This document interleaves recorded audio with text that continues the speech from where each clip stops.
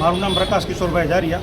અમારા ગણપતિ ગ્રુપના એક સભ્ય છે દીપક ઝાલા કરીને, કે 3 દિવસથી અહીંયા સિનર્જી હોસ્પિટલમાં એડમિટ હતો. એને છાતીમાં દુખાવો હતો, એના હિસાબે અમે એને એડમિટ કર્યો હતો. પણ આ લોકો હોસ્પિટલવાળાએ એવું કીધું કે એની કિડનીમાં તકલીફ છે, કિડનીના રિપોર્ટ કરાવો. 3 દિવસ કિડનીના રિપોર્ટ જ કરાવી રાખ્યા. આજે વહેલી સવારે 5 વાગે હાર્ટ એટેકથી એનું મૃત્યુ થયું છે. અને આ લોકો એવું કહે છે કે એને એટેક આવી ગયો ને એટલે એનું મૃત્યુ થયું છે. પણ ખરેખર એવું નથી. આ લોકોએ 3 દિવસ બેદરકારી જાળવી છે. બેદરકારીમાં મોટો હાથ ડૉક્ટર કલ્પેશનો છે.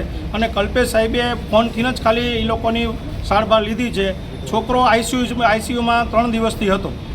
અને ગમે ત્યારે અમે જતા તો એમ કહે છે કે છોકરાને સારું છે. છોકરો એમ કહે છે કે મને છાતીમાં દુખે છે. તો ડૉક્ટરે અત્યાર સુધી કોઈ એની ભાળ લીધી નથી. આ એના બનાવી છે. બરોબર. તમે કેટલા વાગે ગયા હતા એને મુલાકાત કરવા? બોલો તમે. નાવાનું બનાવી હો. હવે સાંજે 5 વાગે અમે એની પાસે હું ઊભો હતો આઈસીયુના બોર્ડે. ત્યારે મને એમ કીધું મને કે કુમાર મને માથામાં દુખે ને મને ડોકમાં દુખે. એ 6 વાગે લગી અમારે બેન એ જ વાત આવેલી હતી. 6 વાગે પછી એક ભાઈ આવીને એક ખાલી ટીકડી દઈ ગયા હતા. તે પછી એમ કીધું કે મેં એને કીધું લીંબુ શરબત દઈ જાવ. પછી લીંબુ શરબત દેવાયા હતા. ત્યારે એ ટીકડી પીધા પછી એ ભાઈને કોઈ જાતનો કાંઈ ફાયદો થયો ન. ત્યારે એમ જ કહેતા હતા. અને 6 માં 5 ઓછી એમ કહી દીધું તો આઈસીયુનો ટાઈમ પૂરો થઈ ગયો.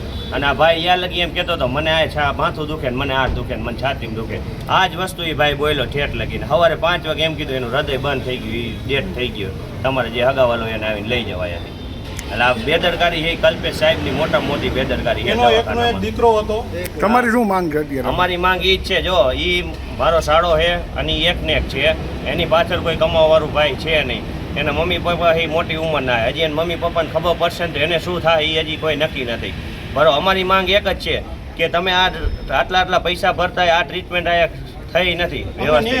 અમને ન્યાય મળવો જોઈએ. ત્યાં લગી આયાથી બોડી ઉપર છે નહીં. જ્યાં લગી ન્યાય નહીં મળે ત્યાં લગી.